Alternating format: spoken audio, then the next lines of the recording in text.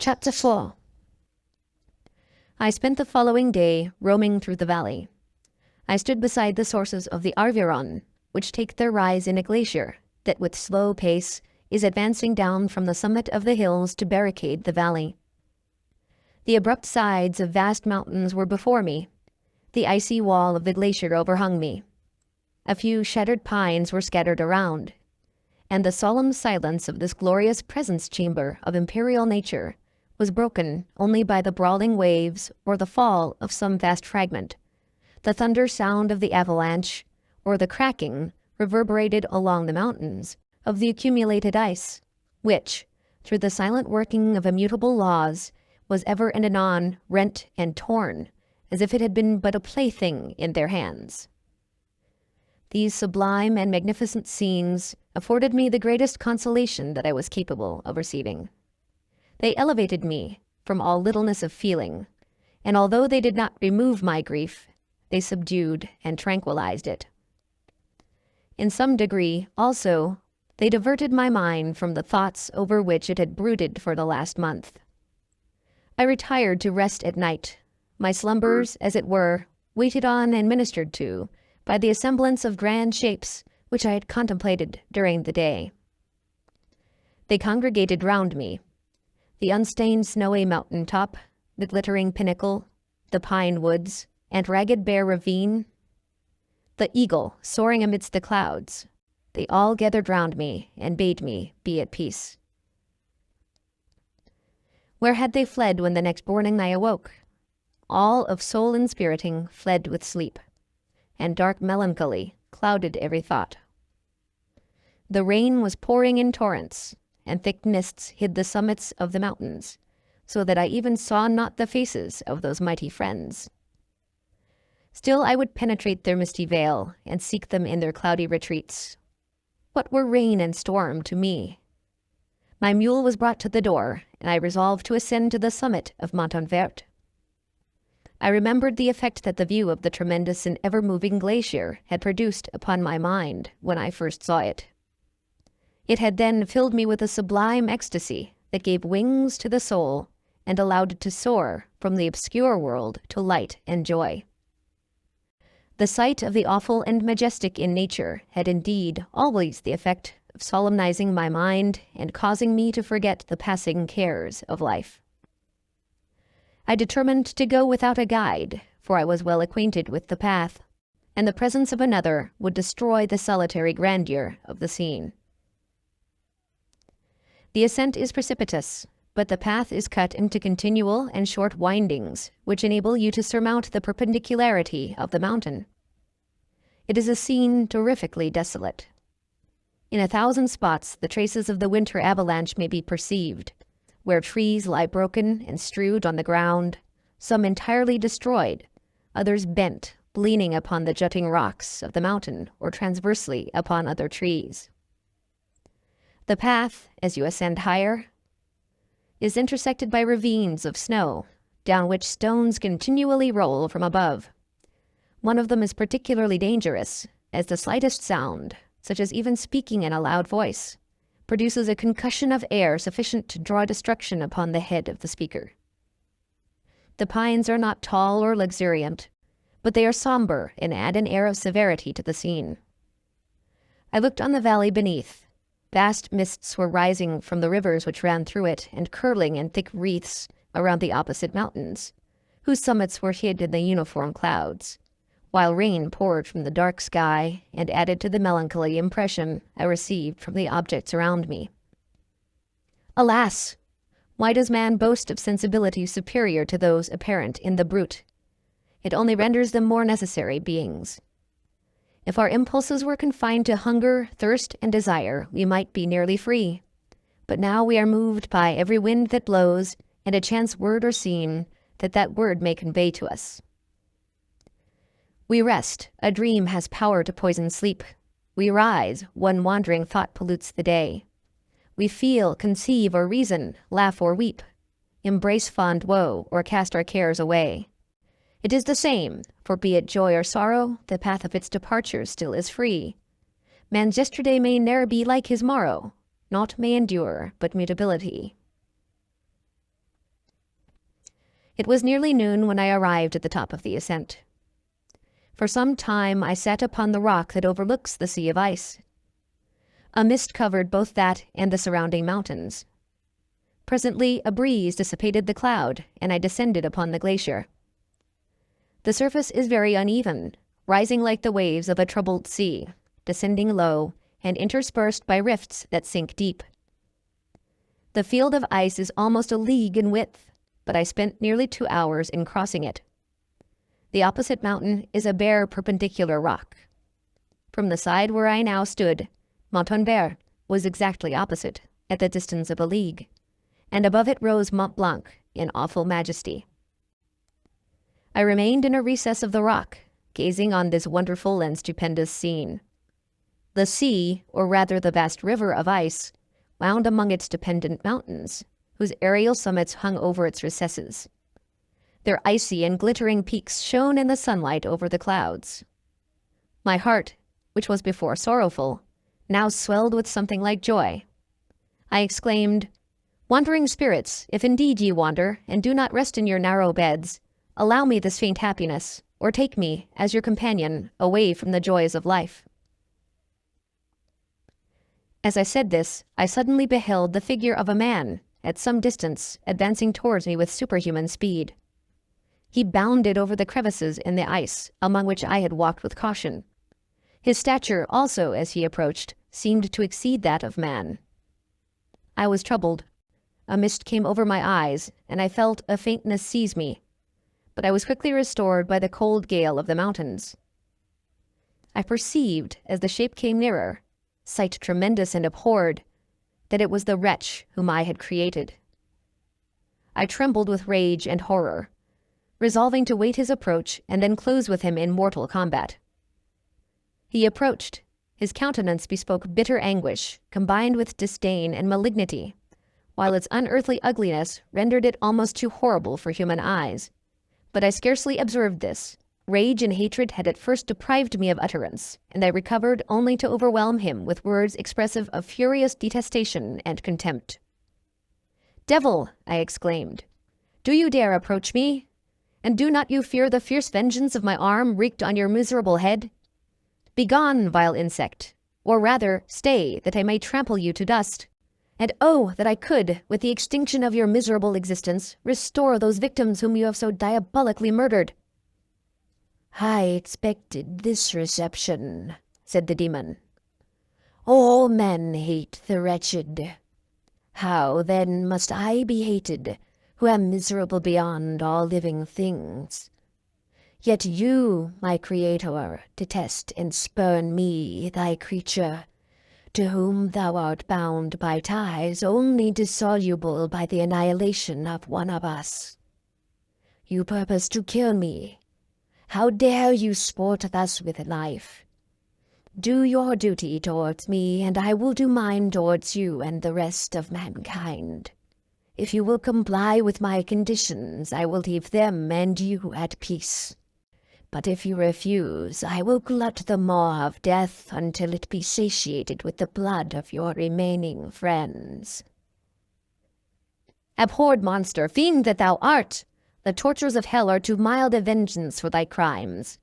Wretched devil, you reproach me with your creation. Come on, then, that I may extinguish the spark which I so negligently bestowed." My rage was without bounds. I sprang on him, impelled by all the feelings which can arm one being against the existence of another. He easily eluded me and said, "Be calm. I entreat you to hear me before you give vent to your hatred on my devoted head. Have I not suffered enough that you seek to increase my misery? Life, although it may only be an accumulation of anguish, is dear to me, and I will defend it. Remember, thou hast made me more powerful than thyself. My height is superior to thine, my joints more supple. But I will not be tempted to set myself in opposition to thee. I am thy creature, and I will be even mild and docile to my natural lord and king, if thou wilt also perform thy part, the which thou owest me. O Frankenstein, Be not equitable to every other, and trample upon me alone, to whom thy justice and even thy clemency and affection is most due.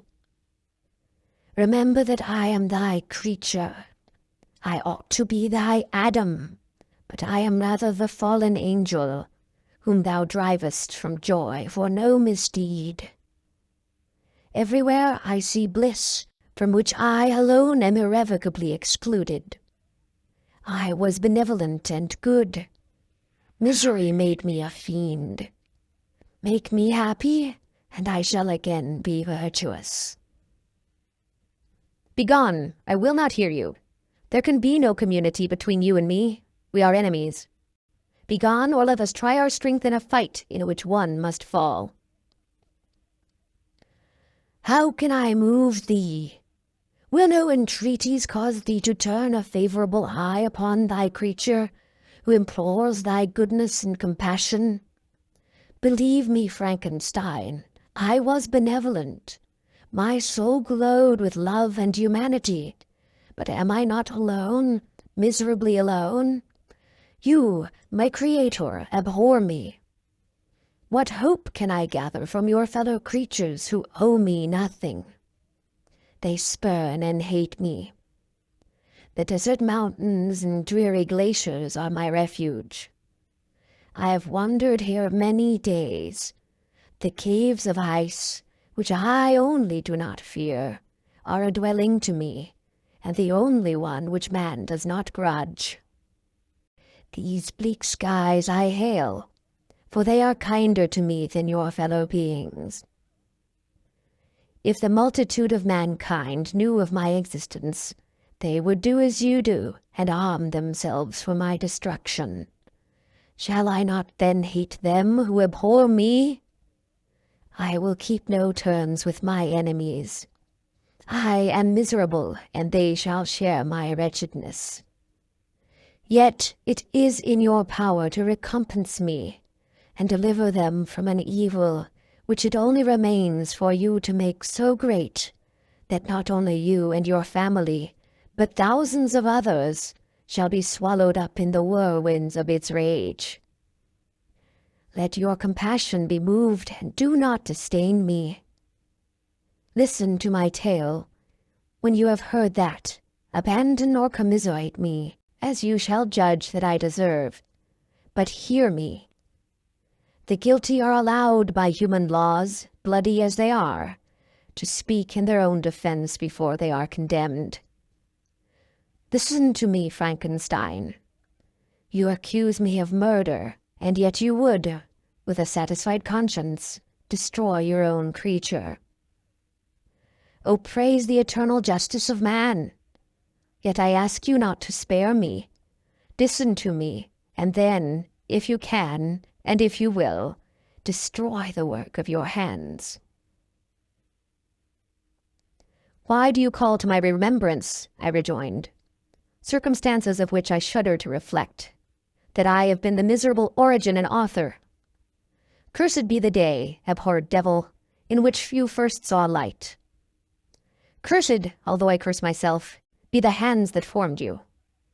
You have made me wretched beyond expression. You have left me no power to consider whether I am just to you or not. Begone, relieve me from the sight of your detested form. Thus I relieve thee, my creator, he said, and placed his heated hands before my eyes, which I flung from me with violence.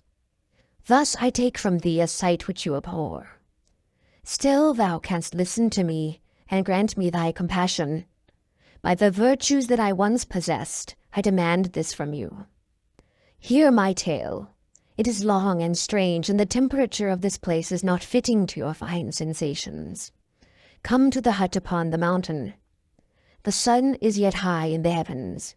Before it descends to hide itself behind your snowy precipices and illuminate another world, you will have heard my story and can decide. On you it rests, whether I quit forever the neighborhood of man and lead a harmless life, or become the scourge of your fellow creatures and the author of your own speedy ruin. As he said this, he led the way across the ice. I followed. My heart was full, and I did not answer him. But as I proceeded, I weighed the various arguments that he had used, and determined at least to listen to his tale. I was partly urged by curiosity, and compassion confirmed my resolution. I had hitherto supposed him to be the murderer of my brother, and I eagerly sought a confirmation or denial of this opinion. For the first time, also, I felt what the duties of a creator towards his creature were, and that I ought to render him happy before I complained of his wickedness. These motives urged me to comply with his demand. We crossed the ice, therefore, and ascended the opposite rock. The air was cold, and the rain again began to descend. We entered the hut, the fiend with an air of exultation, I with a heavy heart and depressed spirits. But I consented to listen, and seating myself by the fire which my odious companion had lighted, he thus began his tale. It is with considerable difficulty that I remember the original era of my being. All the events of that period appear confused and indistinct. A strange multiplicity of sensations seized me, and I saw, felt, heard, and smelled at the same time. And it was, indeed, a long time before I learned to distinguish between the operations of my various senses. By degrees I remember a stronger light pressed upon my nerves, so that I was obliged to shut my eyes. Darkness then came over me and troubled me, but hardly had I felt this when, by opening my eyes, as I now suppose, the light poured in upon me again. I walked and, I believe, descended, but I presently found a great alteration in my sensations. Before, dark and opaque bodies had surrounded me, impervious to my touch or sight, but I now found that I could wander on at liberty with no obstacles, which I could not surmount or avoid. The light became more and more oppressive to me, and the heat wearying me as I walked, I sought a place where I could receive shade. This was the forest near Ingolstadt, and here I lay by the side of a brook, resting from my fatigue until I felt tormented by hunger and thirst. This roused me from my nearly dormant state, and I ate some berries which I had found hanging on the trees or lying on the ground. I slaked my thirst at the brook, and then, lying down, was overcome by sleep. It was dark when I awoke. I felt cold also, and half frightened, as it were, instinctively, finding myself so desolate. Before I had quitted your apartment, on a sensation of cold, I had covered myself with some clothes, but these were insufficient to secure me from the dews of night. I was poor, helpless, miserable wench. I knew and could distinguish nothing. But feeling pain invade me on all sides, I sat down and wept. Soon a gentle light stole over the heavens and gave me a sensation of pleasure. I stared up and beheld a radiant form rise from among the trees. The moon. I gazed with a kind of wonder. It moved slowly, but it enlightened my path, and I again went out in search of berries. I was still cold, when under one of the trees I found a huge cloak, with which I covered myself and sat down upon the ground. No distinct ideas occupied my mind. I was confused. I felt light and hunger and thirst and darkness. Innumerable sounds rang in my ears, and on all sides various scents saluted me. The only object that I could distinguish was the bright moon, and I fixed my eyes on that with pleasure. Several changes of the day and night passed, and the orb of night had greatly lessened, when I began to distinguish my sensations from each other. I gradually saw plainly the clear stream that supplied me with drink, and the trees that shaded me with their foliage. I was delighted when I first discovered that a pleasant sound, which often saluted my ears, proceeded from the throats of the little winged animals, who had often intercepted the light from my eyes. I also began to observe with greater accuracy the forms that surrounded me, and to perceive the boundaries of the radiant roof of light which canopied me. Sometimes I tried to imitate the pleasant songs of the birds, but was unable. Sometimes I wished to express my sensations in my own mode, but the uncouth and inarticulate sounds which broke from me frightened me into silence again. The moon had disappeared from the night, and again with a lessened form showed itself, while I still remained in the forest. My sensations had by this time become distinct, and my mind received every day additional ideas. My eyes became accustomed to the light and to perceive objects in their right forms. I distinguished the insect from the herb, and by degrees one herb from another. I found that the sparrow uttered none but the harshest tones, whilst those of the blackbird and thrush were sweet and enticing. One day when I was oppressed by cold, I found a fire which had been left by some wandering beggars, and was overcome with delight at the warmth I experienced from it. In my joy I thrust my hand into the live embers, but quickly drew it out again with a cry of pain. How strange, I thought, that the same cause should produce such opposite effects. I examined the materials of the fire, and to my joy found it to be composed of wood. I quickly collected some branches, but they were wet and would not burn. I was pained at this, and sat still watching the operation of the fire. The wet wood, which I had placed near the heat, dried and itself become inflamed. I reflected on this, and by touching the various branches, I discovered the cause and busied myself in collecting a great quantity of wood, that I might dry it, and have a plentiful supply of fire. When night came on and brought sleep with it, I was in the greatest fear lest my fire should be extinguished. I covered it carefully with dry wood and leaves, and placed wet branches upon it, and then, spreading my cloak, I lay on the ground and sank into sleep. It was morning when I awoke, and my first care was to visit the fire. I uncovered it, and a gentle breeze quickly fanned it into flame. I observed this also, and contrived the fan of branches which roused the embers when they were nearly extinguished. When night came again, I found with pleasure that the fire gave light as well as heat, and that the discovery of this element was useful to me in my food, for I have found that some of the offals the travelers had left had been roasted, and tasted much more savory than the berries I gathered from the trees.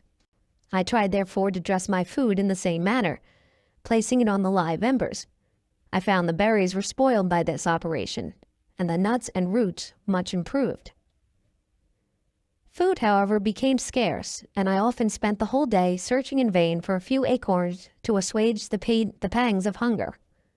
When I found this, I resolved to quit the place that I had hitherto inhabited, to seek for one where the few wants I experienced would be more easily satisfied. In this emigration I exceedingly lamented the loss of fire, which I had obtained through accident, and knew not how to reproduce it.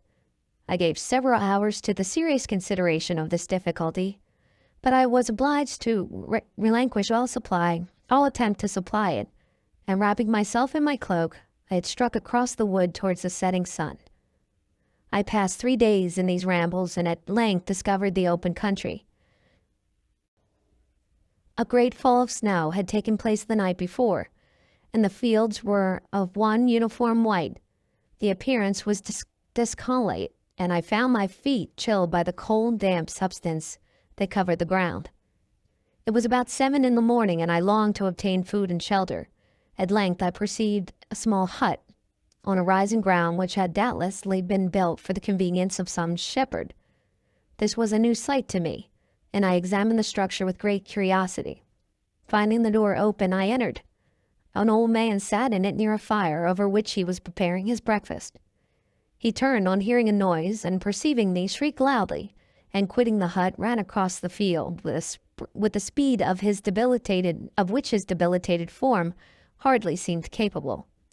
His appearance differed from any I had ever before seen, and his flight somewhat surprised me. But I was entranced by the appearance of the hut. Here the snow and rain could not penetrate.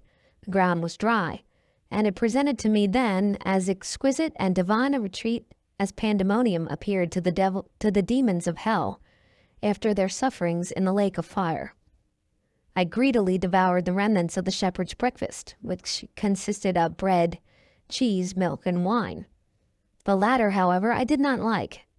Then overcome by fatigue, I lay down among some straw and fell asleep.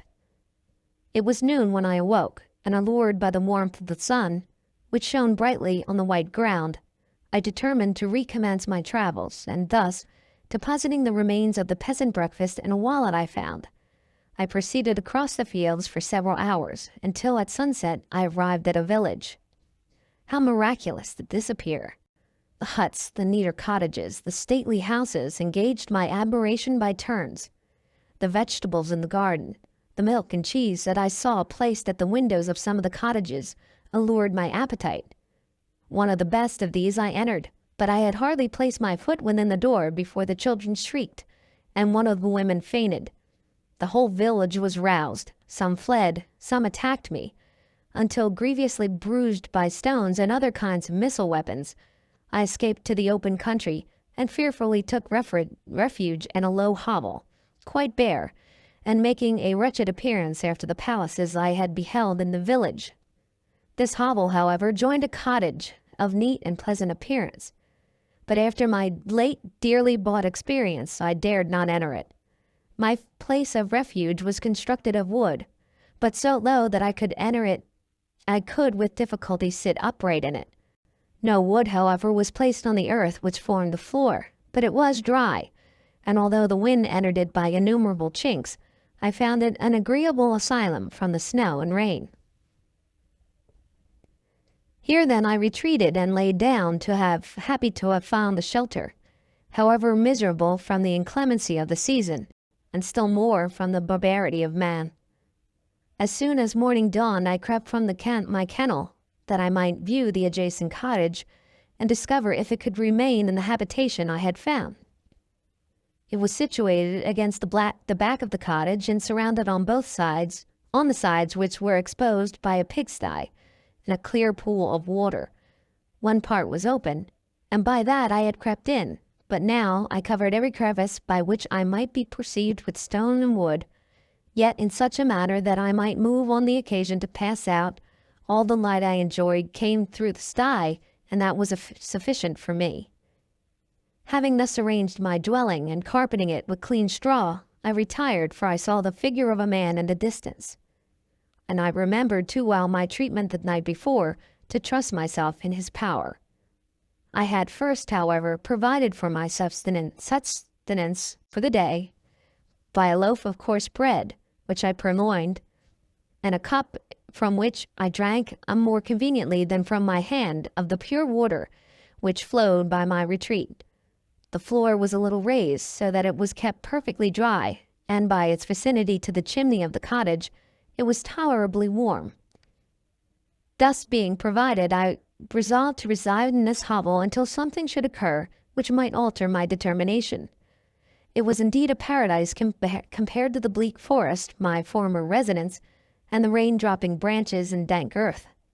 I ate my breakfast with pleasure, and was about to remove a plank to procure myself a little water when I heard a step, and looking through a small chink, I beheld a young creature with a pail on her head passing before my hovel. The girl was young and of gentle demeanor, unlike what I have since found cottagers and farmhouse servants to be. Yet she was meanly dressed, a coarse blue petticoat and a linen jacket being her only garb. Her fair hair was plaited but not adorned. She looked patient yet sad. I had lost sight of her, and in about a quarter of an hour she returned bearing the pail, which was now partially filled with milk. As she walked along, seemingly uncommoned by the burden, a young man met her, whose countenance expressed a deeper despondence. Uttering a few sounds with an air of melancholy, he took the pail from her head and bore it to the cottage himself. She followed, and they disappeared. Presently I saw the young man again, with some tools in his hand, cross the field behind the cottage, and the girl was also busied, sometimes in the house, sometimes in the yard. On examining my dwelling, I found that one of the windows of the cottage had formerly occupied a part of it, but the panes had been filled up with wood. In one of these was a small and almost imperceptible chink through which the eye could just penetrate. Through this crevice a small room was visible, whitewashed and clean, but very bare of furniture. In one corner, near a small fire, sat an old man, leaning his head on his hands in a disconsolate attitude. The young girl was occupied in arranging the cottage, but presently she took something out of a drawer, which employed her hands, and she sat beside the old man, who, taking up an instrument, began to play and to produce sounds sweeter than the voice of the thrush or the nightingale. It was a lovely sight, even to me, poor wretch, who had never beheld aught beautiful before. The silver hair and benevolent countenance of the aged cottager won my reverence, while the gentle manners of the girl enticed my love. He played a sweet mournful air, which I perceived drew tears from the eyes of his amiable companion, of which the old man took no notice until she sobbed audibly. Then he pronounced a few sounds, and the fair creature, leaving her work, knelt at his feet. He raised her and smiled with such kindness and affection that I felt sensations of a particular and overpowering nature. They were a mixture of pain and pleasure, such as I had never before experienced, from either hunger or cold, warmth, nor food, and I withdrew from the window, unable to bear these emotions. Soon after the young man returned, bearing on his shoulders a load of wood. The girl met him at the door, helped to relieve him of his burden, and taking some of the fuel into the cottage, placed it on the fire. Then she and the youth went apart into a nook of the cottage, and he showed her a large loaf and a piece of cheese. She seemed pleased and went into the garden for some roots and plants, which she placed in water and then upon the fire. Afterward she continued her work, whilst the young man went into the garden and appeared busily employed in digging and pulling up roots. After he had been employed thus about an hour, the young woman joined him, and they entered the cottage together. The old man had in the meantime been pensive, but on the appearance of his companions, he assumed a more cheerful air, and they sat down to eat. The meal was quickly dispatched. The young woman was again occupied in arranging the cottage, and the old man walked before the cottage in the sun for a few minutes, leaning on the arm of the youth. Nothing could exceed in beauty the contrast between these two excellent creatures. One was old, with silver hairs and a countenance beaming with benevolence and love. The younger was slight and graceful in his figure, and his features were molded with the finest symmetry, yet his eyes and attitude expressed the utmost sadness and despondency. The old man returned to the cottage, and the youth, with tools different from those he had used in the morning, directed his steps across the fields. Night quickly shut in, but to my extreme wonder, I found the cottagers had a means of prolonging light by the use of tapers, and was delighted to find that in the setting of the sun did not put an end to the pleasure I experienced in watching my human neighbors. In the evening, the young girl and her companion were employed in various occupations, which I did not understand, and the old man again took up the instrument, which produced the divine sounds that enchanted me in the morning. As soon as he had finished, the youth began not to play, but to utter sounds that were monotonous, and neither resembling the harmony of the old man's instrument, nor the songs of the birds. I since found out that he read aloud, but at that time I knew nothing of the science of words or letters. The family, after having been thus occupied for a short time, extinguished their lights and retired, as I conjectured, to rest. I lay on my straw, but I could not sleep. I thought of the occurrences of the day. What chiefly struck me was the gentle manners of these people, and I longed to join them but dared not. I remembered too well the treatment I had suffered the night before from the barbarous villagers, and resolved, whatever course of conduct I might hereafter think it right to pursue, that for the present I would remain quietly in my hovel, watching and endeavoring to discover the motives which influenced their actions. The cottagers arose the next morning before the sun. The young woman arranged the cottage and prepared the food, and the youth departed after the first meal. This day was passed in the same routine as that which preceded it. The young man was constantly employed out of doors, and the girl in various laborious occupations within. The old man, whom I soon perceived to be blind, enjoyed his leisure hours on his instrument or in contemplation. Nothing could exceed the love and respect which the younger cottagers exhibited towards their venerable companion. They performed towards him every little office of attention and duty with gentleness, and he rewarded them with his benevolent smiles. They were not entirely happy. The young man and his companion often went apart and appeared to weep. I saw no cause for their unhappiness, but I was deeply affected by it. If such lovely creatures were miserable, it was less strange that I, an imperfect and solitary being, should be wretched. Yet why were these gentle beings unhappy? They possessed a delightful house, for which it was in my eyes, and every luxury. They had a fire to warm them when chill and delicious viands when hungry. They were dressed in excellent clothes, and still more, they enjoyed one another's company and speech, interchanging each day looks of affection and kindness. What did their tears imply? Did they really express pain? I was at first unable to solve these questions, but perpetual attention and time explained to me many appearances which were first enigmatic.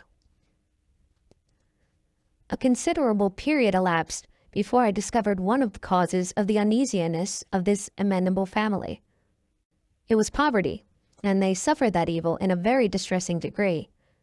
Their nourishment consisted entirely of the vegetables of their garden and the milk of one cow, which gave very little during the winter, when its masters could scarcely procure food to support it. They often, I believe, suffered the pangs of hunger very poignantly, especially the 2 younger cottagers, for several times they placed food before the old man when they reserved none for themselves. This trait of kindness moved me sensibly. I had been accustomed during the night to steal a part of their store for my own consumption, but when I found that in doing this I inflicted pain on the cottagers, I abstained and satisfied myself with berries, nuts, and roots, which I gathered from a neighboring wood. I also discovered another means through which I was enabled to assist their labors. I found that the youth spent a great part of each day in collecting wood for the family fire, and during the night I often took his tools, the use of which I quickly discovered, and brought home firing sufficient for the consumption of several days. I remember the first time I did this. The young woman, when she opened the door in the morning, appeared greatly astonished on seeing such a great pile of wood on the outside. She uttered some words in a loud voice, and the youth joined her, who also expressed surprise. I observed with pleasure that he did not go into the forest that day, but spent it in repairing the cottage and cultivating the garden. By degrees I made a discovery of still greater moment. I found that these people possessed a method of communicating their experience and feelings to one another by articulate sounds. I perceived that the words they spoke sometimes produced pleasure or pain, smiles or sadness in the minds and countenances of the hearers. This was indeed a godlike science, and I ardently desired to become acquainted with it. But I was baffled in every attempt I made for this purpose. Their pronunciation was quick, and the words they uttered, not having any apparent connection with visible objects, I was unable to discover any clue by which I could unravel the mystery of their reference. By great application, however, and after having remained during the space of several revolutions of the moon in my hovel, I discovered the names that were given to some of the most familiar objects of discourse. I learned and applied the words fire, milk, bread, and wood.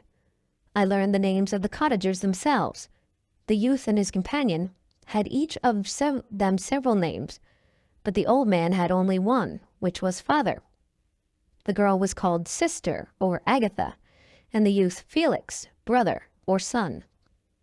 I cannot describe the delight I felt when I learned the ideas appropriated to each of these sounds and was able to pronounce them. I distinguished several other words without being able as yet to understand or apply them, such as good, dearest, unhappy. I spent the winter in this manner. The gentle manners and beauty of the cottagers greatly endeared them to me. When they were unhappy, I felt depressed. When they rejoiced, I sympathized in their joys. I saw few human beings besides them, and if any other happened to enter the cottage, their harsh manners and rude gait only enhanced me to the superior accomplishments of my friends. The old man, I could perceive, often endeavored to encourage his children, as sometimes I found that he called to them to cast off their melancholy. He would talk in a cheerful accent, and the expression of goodness that bestowed pleasure upon me. Agatha listened with respect. Her eyes sometimes filled with tears, which she endeavored to wipe away unperceived. But I generally found that her countenance and tone were more cheerful after having listened to the exhortations of her father. It was not thus with Felix. He was always the saddest of the group, and even to my unpracticed senses he appears to have suffered more deeply than his friends. But if his countenance was more sorrowful, his voice was more cheerful of that of his sister, especially when he addressed the old man. I could mention innumerable instances which, although slight, mark the dispositions of these amiable cottagers. In the midst of poverty and want, Felix carried with pleasure to his sister the first little white flower that peeped out from beneath the snowy ground. Early in the morning, before she had risen, he had cleared away the snow that obstructed her path to the milk house, drew water from the well, and brought the wood from the outhouse, where, to his perpetual astonishment, he found his store always replenished by an invisible hand. In the day, I believed, he worked sometimes for a neighboring farmer, because he often went forth and did not return until dinner, yet brought no wood with him. At other times he worked in the garden, but as there was little to do in the frosty season, he read to the old man and Agatha. This reading had puzzled me extremely at first, but by degrees I discovered that he uttered many of the same sounds when he read as when he talked. I conjectured, therefore, that he found on the paper signs for speech which he understood, and I ardently longed to comprehend these also. But how was that possible when I did not even understand the sounds for which they stood as signs? I improved, however, sensibly in this science, but not sufficiently to follow any kind of conversation, although I applied my whole mind to the endeavor, for I easily perceived, although I eagerly longed to discover myself to the cottagers, I ought not make the attempt until I had first become master of their language, which knowledge might enable me to make them overlook the deformity of my figure. For with this also the contrast perpetually presented to my eyes had made me acquainted. I had admired the perfect forms of my cottagers, their grace, beauty, and the delicate complexions. But how I was terrified when I viewed myself in the transparent pool. At first I stared back, unable to believe that it was indeed I who reflected in the mirror, and when I became fully convinced that I was in reality the monster that I am, I was filled with the bitterest sensations of despondence and mortification. Alas, I did not yet entirely know the fatal effects of this miserable deformity. As the sun became warmer and the light of the day longer, the snows vanished, and I beheld the bare trees and black earth. From this time Felix was more employed, and the heart-moving indications of impending famine disappeared. Their food, as I found, was coarse, but it was wholesome, and they procured a sufficiency of it. Several new kinds of plants sprang up in the garden, which they dressed, and these signs of comfort increased daily as the season advanced. The old man, leaning on his son, walked each day at noon, when it did not rain, and I found it was called when the heavens poured forth its waters. This frequently took place, but a high wind quickly dried the earth, and the season became far more pleasant than it had been. My mode of life in my hovel was uniform. During the morning I attended the motions of the cottagers, and when they were dispersed in various occupations, I slept. The remainder of the day was spent in observing my friends. When they had retired to rest, if there was any moon or the night was starlight, I went to the woods and collected my own food and fuel for the cottage.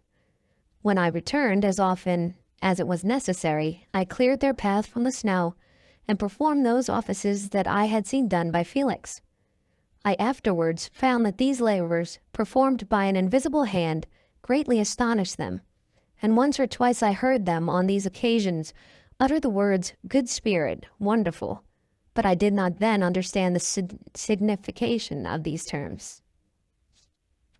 My thoughts now become more active, and I longed to discover the motives and feelings of these lovely creatures. I was inquisitive to know why Felix appeared so miserable and Agatha so sad. I thought, foolish wretch, that it might be in my power to restore happiness to these deserving people.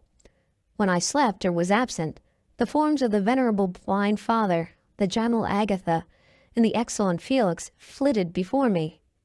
I looked upon them as superior beings who would be the arbiters of my future destiny. I formed in my imagination 1,000 pictures of presenting myself to them, and their gentle reception of me. I imagined that they would be disgusted until, by my gentle demeanor and conciliating words, I should first win their favor and afterwards their love. These thoughts exhilarated me and led me to apply with fresh ardor to the acquiring of the art of language. My organs were indeed harsh but supple, and although my voice was very unlike the soft music of their tones, yet I pronounced such words as I understood with tolerable ease. And it was as the ass and the lapdog, yet surely the gentle ass, whose intentions were affectionate, although his manners were rude, deserved better treatment than blows and execration.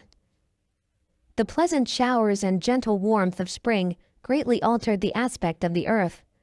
Men who before this change seemed to have been hid in caves dispersed themselves and were employed in various arts of cultivation. The birds sang in more cheerful tones, and the leaves began to bud forth on the trees. Happy, happy earth! Fit habitation for gods, which, so short a time before, was bleak, damp, and unwholesome. My spirits were elevated by the enhancing appearance of nature. The past was blotted from my memory, the present was tranquil, and the future guided by bright rays of hope and anticipations of joy. I now hasten to the more moving part of my story. I shall relate events that impressed me with feelings which, from what I had been, had made me what I am. Spring advanced rapidly, and the weather became fine and the skies cloudless.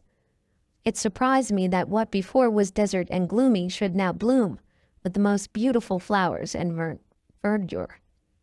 My senses were gratified and refreshed by 1,000 scents of delight and 1,000 sights of beauty. It was on one of these days, when my cottagers periodically rested from labor, the old man played on his guitar, and the children listened to him, that I observed the countenance of Felix was melancholy beyond expression. He sighed frequently, and once his father paused in his music, and I conjectured by his manner that he inquired the cause of the son's sorrow. Felix replied in a cheerful accent, and the old man was recommencing his music when someone tapped at the door. It was a lady on horseback, accompanied by a countryman as a guide. The lady was dressed in a dark suit and covered with a thick black veil. Agatha asked a question, to which the stranger only replied by pronouncing, in a sweet accent, the name of Felix. Her voice was musical, but unlike that of either of my friends. On hearing this word, Felix came up hastily to the lady, who, when she saw him, threw up her veil, and I beheld a countenance of angelic beauty and expression. Her hair of shining raven black, and curiously braided, her eyes were dark but gentle, though animated, her features of a regular proportion, and her complexion wondrously fair, each cheek tingled with a lovely pink. Felix sometimes ravaged with delight when he saw her. Every trait of sorrow vanished from his face, and it instantly expressed a degree of ecstatic joy, of which I could hardly have believed it capable. His eyes sparkled, as his cheeks flushed with pleasure, and at that moment I thought of him as beautiful as the stranger. She appeared affected by different feelings, wiping a few tears from her lovely eyes. She held her hand out to Felix, who kissed it rapturously, and called her, as well as I could distinguish, his sweet Abrian. She did not appear to understand him, but smiled. He assisted her to dismount, and dismissing her guide, conducted her into the cottage. Some conversation took place between him and his father, and the young stranger knelt at the old man's feet, and would have kissed his hand, but he raised her and embraced her affectionately. I soon perceived that although the stranger uttered the articulate sounds, and soon appeared to have a language of her own, she was neither understood by nor herself understood the cottagers. They made many signs which I did not comprehend, and I saw that her presence diffused gladness through the cottage, dispelling their sorrow as the sun dissipates the morning mist. Felix seemed particularly happy, and with smiles of delight welcomed his Oberon. Agatha, the ever-gentle Agatha, kissed the hands of the lovely stranger, and pointing to her brother, made signs which appeared to me to mean that he had been sorrowful until she came. Some hours passed thus, while they, by their countenances, expressed joy, the cause of which I did not comprehend. Presently I found, by the frequent recurrence of some sound, which the stranger repeated after them, that she was endeavoring to learn their language, and the idea instantly occurred to me that I should make use of the same instructions to the same end. The stranger learned about 20 words at the first lesson. Most of them, indeed, were those which I had before understood, but I profited by the others. As night came on, Agatha and the Arabian retired early. When they separated, Felix kissed the hand of the stranger and said, "Good night, sweet Safie."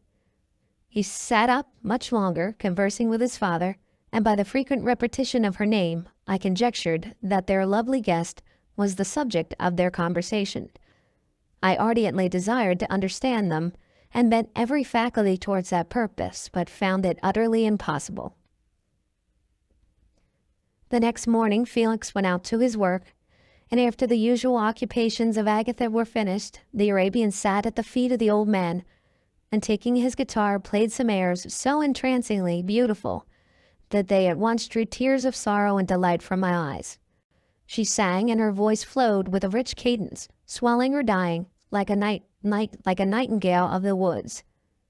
When she had finished, she gave the guitar to Agatha, who at first declined it. She played a simple air, and her voice accompanied it in sweet accents, but unlike the wondrous strain of the stranger. The old man appeared enraptured, and said some words which Agatha endeavored to explain to Safie, and by which he appeared to wish to express that she bestowed on him the greatest delight by her music. The days now passed as peacefully as before, with the sole alteration that joy had taken place of sadness in the countenances of my friends. Safie was always gay and happy. She and I improved rapidly in the knowledge of language, so that in 2 months I began to comprehend most of the words uttered by my protectors.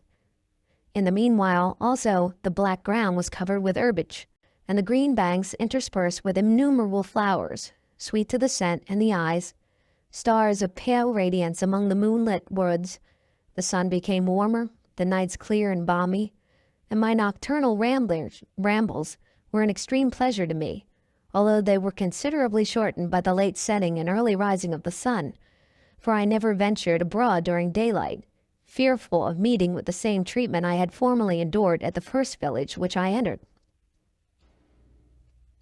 My days were spent in close attention that I might more speedily master the language, and I may boast that I improved more rapidly than the Arabian, who understood very little and conversed in broken accents, whilst I comprehended and could imitate almost every word that was spoken.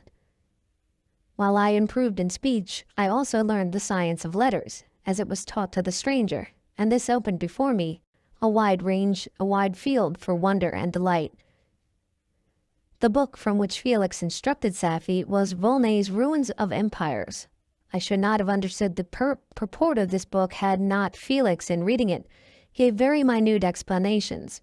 He had chosen this work, he said, because the declamatory style was framed in imitation of the Eastern authors. Through this work I obtained a